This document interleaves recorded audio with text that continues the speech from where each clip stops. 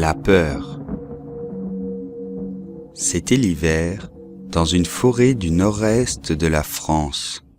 Il faisait nuit plus tôt que d'habitude, car ce jour-là, le ciel était très sombre.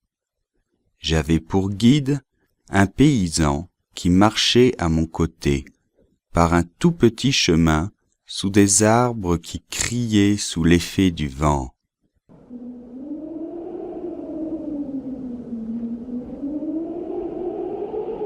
Entre les branches, je voyais courir des nuages qui semblaient fuir devant une épouvante.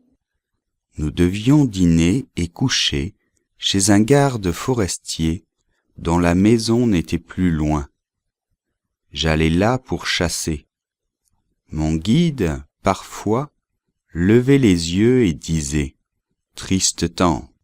Puis il me parlait des gens chez qui nous arrivions. Le père a tué un braconnier il y a 2 ans, et, depuis ce temps, il semble triste et sombre, comme hanté d'un souvenir. Ses 2 fils mariés vivaient avec lui. La nuit était profonde. Je ne voyais rien devant moi, ni autour de moi. J'ai enfin aperçu une lumière, et bientôt mon compagnon frappait à la porte. Des cris aigus de femmes nous ont répondu. Puis, une voix d'homme a demandé « Qui va là ?» Mon guide s'est nommé, puis nous sommes entrés. Devant moi se dressait un inoubliable tableau.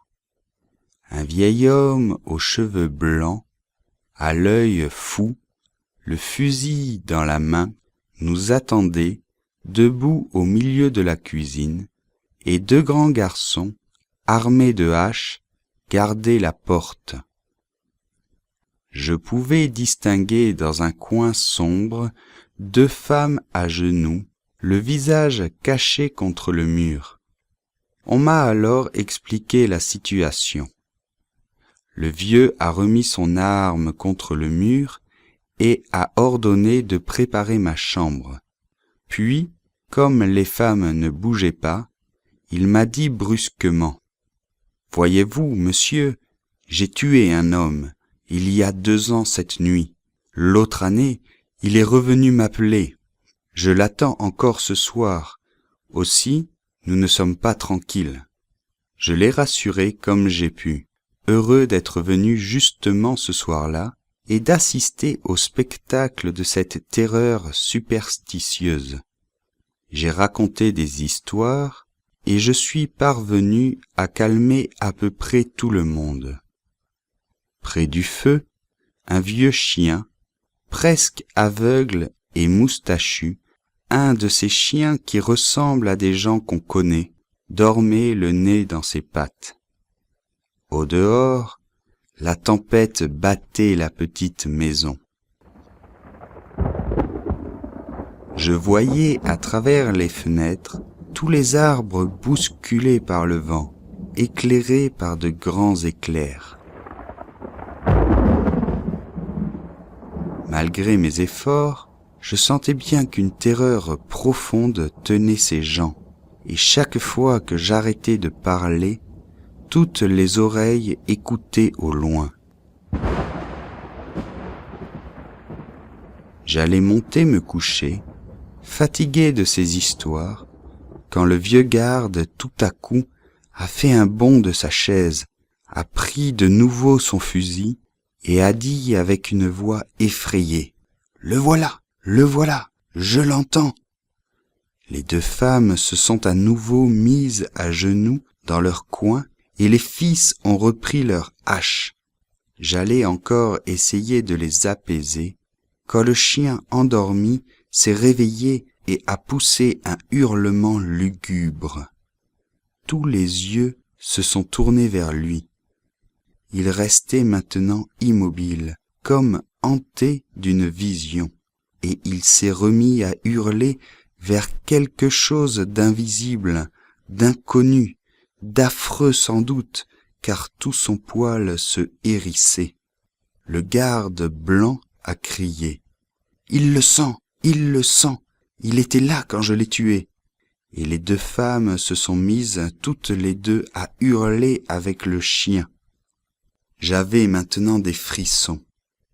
Pendant 1 heure, le chien a hurlé sans bouger, et la peur, l'épouvantable peur entrait en moi. La peur de quoi? Le sais-je? C'était la peur, voilà tout. Nous sommes restés immobiles, blancs de peur, dans l'attente d'un événement affreux, le cœur battant et bouleversé au moindre bruit. Cet animal nous rendait fous.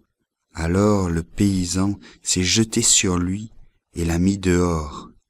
Nous sommes alors restés dans un silence plus terrifiant encore, et soudain nous avons entendu un être qui glissait le long du mur, du dehors vers la forêt.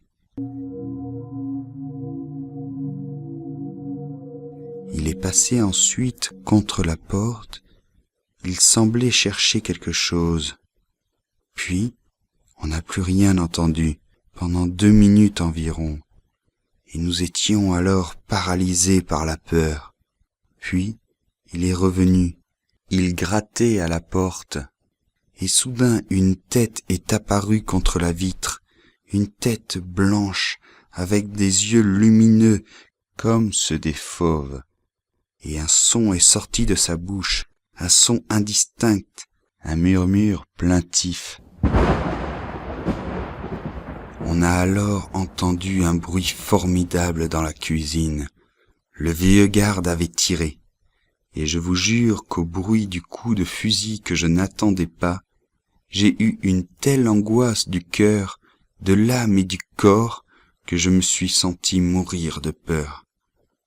Nous sommes restés là jusqu'au matin, incapables de bouger, de dire un mot. Quand on a enfin ouvert la porte, on a découvert le chien mort, une balle dans la tête. Cette nuit-là, pourtant, il n'y avait en réalité aucun danger.